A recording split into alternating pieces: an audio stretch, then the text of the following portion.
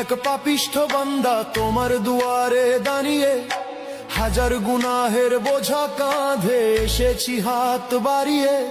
সারাটি বছর কেটেছে মোর ভুলের অন্ধকারে, আজ শিয়াম সেজেছে প্রদীপ হয়ে আমার ভাঙা ঘরে। তওবা কবুল করো মোলা,